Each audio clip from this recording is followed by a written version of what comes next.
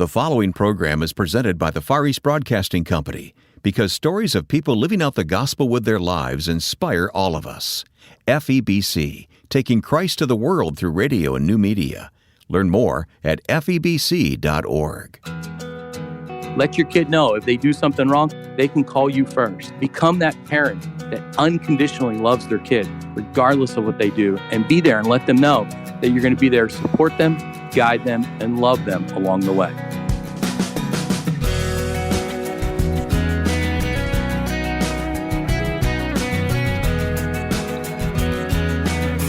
He knows what he's talking about because he interacts with teens all day long. Public high school principal Dr. Bill Ziegler is our guest now on First Person.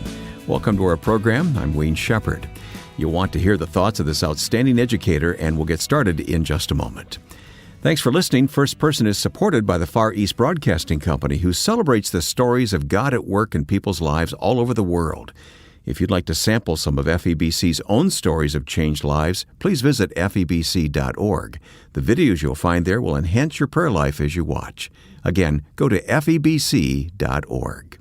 And use our website, firstpersoninterview.com, for more about today's guest or past programs. Dr. Bill Ziegler has an incredible personal story of overcoming educational obstacles himself, making it even more amazing that he now serves as the principal of a large public high school, winning awards for his leadership. As we connected online for the conversation, I asked Bill to begin to tell us his story. So I grew up in a very strong blue collar family, and my sister and my parents did not go to college; they just went to high school. And they had a dream that their son and daughter would go off to college. And so my sister, she went off and got an associate's degree, but my dad was set that I was going to get a bachelor's degree. And so he enrolled me in high school in all the college preparatory courses. And I'll never forget that first quarter when I had my parent-teacher conferences. The teachers had us all around the table. We're sitting around the table, and my mom and dad are, proud that their son's going to be in college material and he's taking college prep courses. And I'll never forget, my heart stopped when a teacher looked me in the eyes in ninth grade and said, "Mr. and Mrs. Ziegler, you need to realize your son is not college material. Oh. He will never make it in college." Huh. Wow. Pretty deflating, huh? Yeah. And I own that. I believe that for years. And my mom and dad, they would not let me listen to that. They spoke words of wisdom and hope into me, and they worked to inspire me that I could overcome this. But for years, I thought I academically was a bad student, and I struggled through high school. I got to tell you, Wayne, I almost failed the ninth grade. I passed by 0.5. I actually got the call that I had failed, but a computer glitch had pushed me over. And then I failed the entrance exam to college, and I decided I wasn't going to go. But my parents, again, were insistent. My boy is going to college. And my dad, he actually enrolled me in college, in the local community college, and said, "Get in the car. We're going off to college." And I remember arguing with him. "I'm not going." And he's like, "We are going. I selected your classes. You're off." And that started the journey for me that changed the whole life and really just gave me hope to move to the next level. Wow. Were you a Christian along the way? Did you come to Christ early in life, Bill? So I came to Christ in ninth grade, actually. Oh, during the crisis time, huh? Yeah, I don't think this had anything to do with it. But my mother went to a retreat at the church that we were attending, and they shared about Jesus, being the savior of her life and coming in their life. And she was walking with me. We're walking along we did a lot of walks growing up as a kid, and she would share with me, and she's like, "Hey, Billy, you're going to go to heaven." I'm like, "Absolutely. I've done nothing wrong. At least not too much, Mom." And she's like, "That's not enough." And there I ended up praying for my salvation at 14, and my whole life changed. I remember, this is how I know my life changed, Wayne. I went from listening to Michael Jackson, Lionel Richie, Madonna, and Whitney Houston to listening to Amy Grant, Michael W. Smith, and Stephen Curtis Chapman. Sounds like my playlist today. Yeah, exactly. Well, I want to talk about the in-between, what you've just described and what's happening in your life now. But let's talk about the now, just to illustrate the turnaround that happened in your life. What do you do in life now, Bill? So I am a high school principal in the school that I grew up and attended as a student. Wow. Did you ever stop and think about that? Oh, it's such a blessing. I have the opportunity to give back and invest in the same community that I grew up in, the teachers that I had, and and really just work with them to shape and mold the future. And I will tell you this real quick story, Wayne. One of the things that I look back on is in Temple University in 2005. I graduated with a doctorate of educational leadership, and I remember my mom and dad being at the graduation, tears running down their faces. They cheered on their boy, Wow. Dr. Bill Ziegler. Wow. Wow. And I have to say, too, that you've been honored in so many ways. One way is that you were Principal of the Year in Pennsylvania in 2016. Yeah, I was. I was really excited for that and just blessed to be part of that. I was 2016, I was Principal of the Year. I was NASSP Digital Principal of the Year. And I currently serve on the board of directors for the National Principals Association. So, and I'm doing a lot of work with Apple. I just got this Apple Distinguished Educator, and I actually serve on the Apple Distinguished Schools Advisory Board. So Lord has blessed me in many ways. Yeah, well, as time permits, I'd love to talk about some of those things, but it's just such a remarkable story, and it's obviously God at work in your life, and I know you give him all the credit for it too, Bill. But Amen. And I've never seen you in action, but I've talked to you about your philosophy, and you just seem to enjoy what you do. You enjoy the school atmosphere. You enjoy the kids. You seem like a fun principal. I don't think my high school principal was nearly as fun as you seem to be. Yeah. Yeah, that's who I am. I can't hide who I am. I remember taking a college class where the teacher told me not to smile as a teacher until Thanksgiving. And I just walked out of that class thinking that's not me. Huh. And that's not who I am. So I live every day with my heart on my sleeve, and I work diligently every day to show God's love to kids and to really just let them know that there's an adult here that cares for them, supports them, and believes in them, that they can do great things. Well, we reached you on the internet today. You're at home at the moment, but I'm sure this happens often in your life. You're going back to school tonight, aren't you? I am going back to school tonight. I actually have a basketball game, and looking forward to it. How's your team doing this year? So tonight, I think, is a girls' basketball team game, and our girls' basketball program is doing outstanding. They may win the championship this year, which we're looking forward to and really hoping for. Wow. How do you keep pace and show up at all these events? It is difficult. I'm out a lot throughout the week, and I have a highly supportive family. And one of the things I've done is I've really made a commitment to come home after work, eat dinner as a family, then go out to the event. And I think that's key for anyone out here who's listening that's really busy. It all begins at that dinner table, spending time together, laughing together, crying together at that dinner table. And I make a commitment to do that. The other thing I make a commitment is that I live close to where I work, because I'm a big believer that I want to invest in the community that I live in. Mm-hmm. And I want to also be close to my family. So that's really instrumental for me. Yeah. Well, let's mention your family. Your wife is Kim. Yeah, I have a beautiful wife this year of 25 years. My wife, Kim, she's a nurse. And then I have a son who plays the trombone in the Penn State marching band. And he is studying electrical engineering out of Penn State. And my daughter, she's going to the same community college that I went to. And she's studying business. She's a barista in our local coffee shop. Well, I've been watching them grow up on Facebook, and it's been a lot of fun. You have fun as a family. Going back off to school tonight after working all day, what does that mean to the kids at school and to their parents as well? I think it means a lot. I think it means everything, actually, that we as educators are willing to take the time to invest in their lives beyond the school day. And I think parents and teachers and educators in general, we need to go and support kids. One of the things, Wayne, I hear all the time is teen parents are saying, "Oh, my kids don't want me there." That's the furthest thing from the truth. There's nothing better than a kid looks up to the stands and sees mom and dad cheering for them. So I want to be the mom and dad for the kids that don't have their parents there. And I want to support kids just in general, be a biggest cheerleader for our students in our school. Do you see kids change a lot during high school? Oh, my goodness. I wish I could show the change to your radio listeners. Yes, it's tremendous. I see a change just from ninth grade to the 10th grade year. I think physically it's the biggest changes. But when I look through ninth through 12th grade, the level of maturity and emotional maturity and adult-like taking responsibility and being a leader has just, it's profound how much it changes from ninth grade to 12th grade. And one thing I would share with your listeners is a lot of people go, oh my goodness, our schools are this, our schools are that. They don't work where I work. I work in an amazing school with amazing kids and faculty and staff. And I have to tell them that our future is bright. If the kids in our school are going to be taking care of us and leading our world, we're in good hands. Boy, what a great positive message to send out, Bill. You really do a great job, because we all lament it's not like it was when I was in school. Exactly. And no, it's not. Maybe it's better. I think it is better. I hear that a lot. I hear parents saying, "Oh, it's not like when I went to school." Well, that's a good thing, because the changes that have been made to help advance our world and our society have really taken place in our schools. And I think, Wayne, another thing that's really impacted my life is my involvement in Christian Educators Association International. Christian Educators has empowered me to legally and practically live out my faith in school.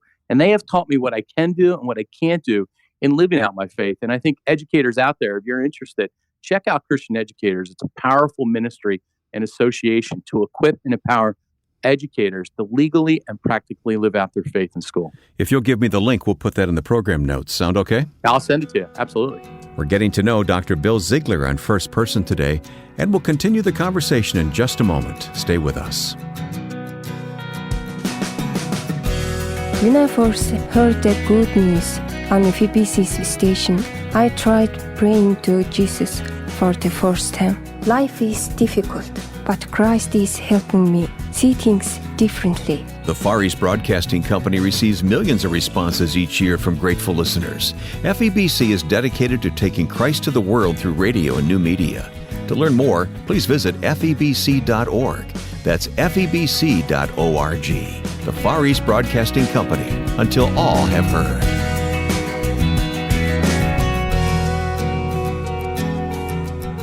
My guest is Dr. Bill Ziegler. Bill is a high school principal in a public school in Pennsylvania, Principal of the Year in 2016, and many other honors have come to Bill as well. He's a Christ follower and just a fun guy to be around. Matter of fact, you're brave enough to put some of your photos on Facebook, Bill, of the attire that you wear. For instance, that Christmas sports coat that you wore to school. That was something. Yeah, it was. I had a lot of fun. I believe that as educators, we need to have fun with kids, and they need to see us be lighthearted and happy and festive. And I have a set, Wayne, of holiday festive jackets that I wear. And my wife actually sews me bow ties for each holiday throughout the year. But the absolute worst thing I've ever worn to school was a Santa costume, because like that beard, I don't know how anybody does that, but what an opportunity it was, though, just to go in and spread cheer in our school throughout the festive season. Bill, you mentioned your involvement with Christian educators, but you're in a public school. You want to talk about the public versus private education for a moment? Yeah. So, one thing I love about America is that we educate all kids, regardless of who they are, where they come from, or what they represent. And there's a big difference between public education and private education. So there is our private schools, such as our parochial schools, or our Christian schools, or our charter schools. And then there's our public schools. And I think in our public schools, we really have an opportunity to make a difference to the masses of students, to a large group of students that come in and out of our school doors each and every single day. Mm-hmm. Well, as you know, my own daughter is a teacher and has been teaching for a number of years now. She's teaching at the middle school level. You know what that's like, because you were a middle school principal too. I was middle school principal. I got to tell you, Wayne, when I look back on my life, I think the middle school principal is one of my favorite positions. I always say the middle school matters, and parents and teachers who are in the middle school, bless your heart, but hang in there. It's an awesome time. Cherish every moment in the middle school, because that middle school years matter most. Yeah. Well, let's talk from the teacher's perspective for a few moments. What's rewarding about the profession, and what's a challenge, and where do they need encouraged? I think one of the biggest rewarding things as being an educator or a teacher in general is seeing the growth that you see in students, and seeing students make that progress, and seeing students make those connections and become a leader, become a person that cares, become a person that contributes back to their community. And when you're a teacher and you see someone go full circle from maybe a sixth grader that's just adolescent years to eighth grade and graduating off to high school, it's remarkable. And it just fills your tank with joy. And, I think what do we struggle with? I think we struggle with so many things. I think the public perception of public education beats educators down, and I think that as public citizens, we need to have a responsibility to uplift and encourage our educators and not tear them down. Yeah. And so many people say, "What's the favorite part of your job?" Oh, it's June, July, and August. Well, they don't know anything about it. No. Because even though we like June, July, and August, I work through June, July, August, but teachers don't. I'll tell you, the best part of their job is working with those kids every single day in the classroom. It's priceless. And our mutual friend, Mark Gregston, works with teenagers, and you and Mark and I have spoken often, and Mark says he's never met a bad kid. Is that the way you would put it? Absolutely. I think I've never met a bad kid. I've never met a kid that doesn't want to do great things. And, I think what happens is we label kids, and as educators and as parents, that's something we need to be very cautious of. When we say things like my kid is good in math or my kid is good in this, that implies that they have a natural innate ability, and it takes away hard work. It takes away a mindset. And I'm a big believer that as educators, we need to have a growth mindset toward kids, where we look at kids that they can do great things. All kids can move forward and succeed. So yeah, I believe I've never seen a bad kid. I see kids that make bad decisions that need adults to come around them and support them and love them. Yeah. We've talked about teachers. We've talked about students. How about the parents? What do you observe in parents these days, and what do parents need to know? I think parents are working so hard to keep their house afloat, and they are so busy that it's difficult and challenging to monitor their child's progress throughout school. Number one thing I would say is stay connected to your kid. Hug them every day. Talk to them every day. Eat dinner with them every day. And rather than asking them the age-old question of what did you learn in school today, start asking them questions like, who did you build a relationship with in school today? What did you enjoy most about school today? Focus on the relationships rather than the learning. And oftentimes the learning then comes and begins to flourish. That's good advice. All right, let me take you back to some of these honors you've gotten and some of the, I guess I would call extracurricular activities for the principal who's involved in these things. For instance, the Apple program that you mentioned, what is that all about? So I am honored to be an Apple Distinguished Educator. So our school is an Apple school, and I applied, and Apple selected me as an Apple Distinguished Educator, and I currently serve on the Apple Distinguished Schools Advisory Board. So what we do is we review applications for schools who want to be Apple Distinguished Schools around the world. And it's just such an honor to do that, and then also to plan and prepare professional learning for educators using Apple resources. Sounds great. Sounds like it really helps a lot. Yeah, it's been exciting. It's been really good. One thing I'm really excited about this year, Wayne, is I have a book coming out through Corwin. It's called You Don't Need Superpowers to Be a Kid's Hero. Oh. Well, again, when that comes out, you'll tell us about it, right? I will absolutely tell you it's going to be released in March of 2020. Okay. And encourage everyone to check it out. All right. We will try to keep up with that and put links in the program notes at firstpersoninterview.com.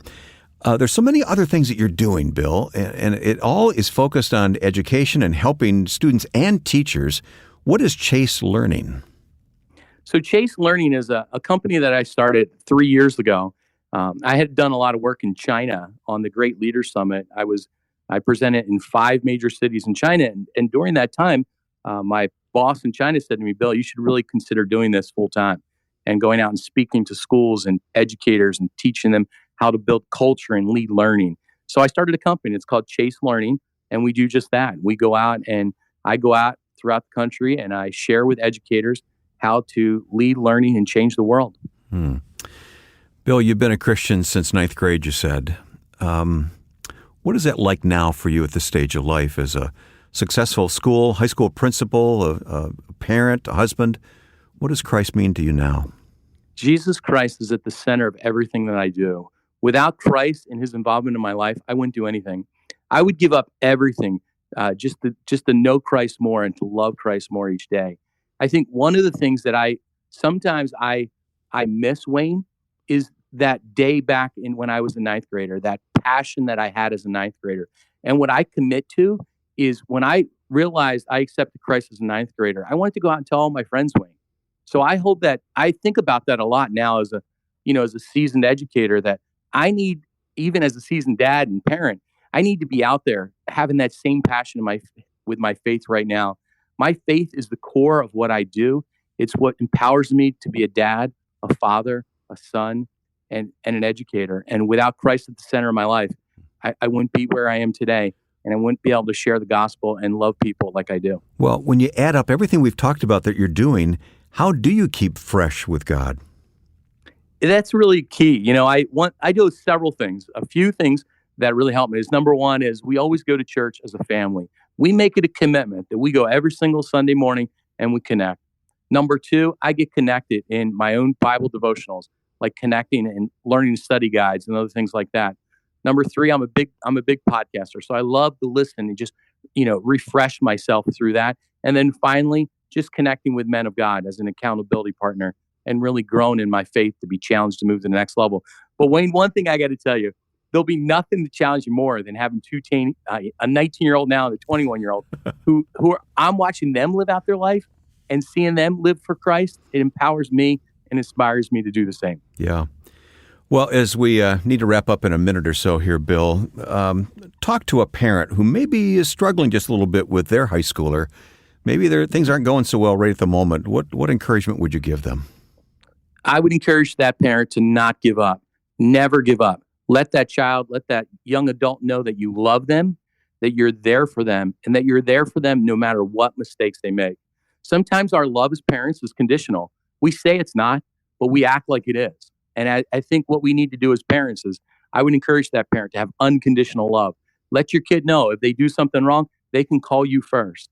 Become that parent that unconditionally loves their kid, regardless of what they do, and be there and let them know that you're going to be there to support them, guide them, and love them along the way. One last question. Is there a particular scripture passage or verse? Take a moment to think about it if you want, but something that really propels you in what you do. Wayne, I don't have to think at all. It's my life mission. It's John 10:10. Jesus said, "For I have come that you may have life and have it more abundantly." I feel that God has placed me on this earth to help people have that abundant life and just really experience that abundant life through a life with Jesus Christ. That's Dr. Bill Ziegler, a public high school principal who is not afraid to look to the Lord for his motivation to lead others. My thanks to Bill for taking the time just before going to that basketball game. We'll put additional links to all that Bill does, including his podcast and the various education-related websites at firstpersoninterview.com.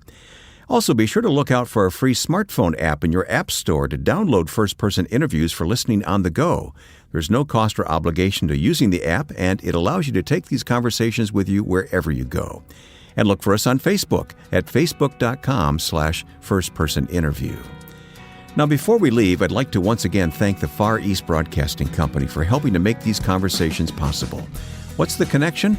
Well, FEBC is an organization very close to my heart, and I love being able to tell you a little bit about what God is doing through it. The easiest way and best way to do that is to ask you to visit FEBC.org and take some time to explore the video testimonies of listeners in many countries. You'll be amazed at what you learn. There's lots to learn at FEBC.org. Look for the videos and look for prayer suggestions there as well at the website, FEBC.org. Now, with thanks to my friend and producer Joe Carlson, I'm Wayne Shepherd. Listen next time for First Person.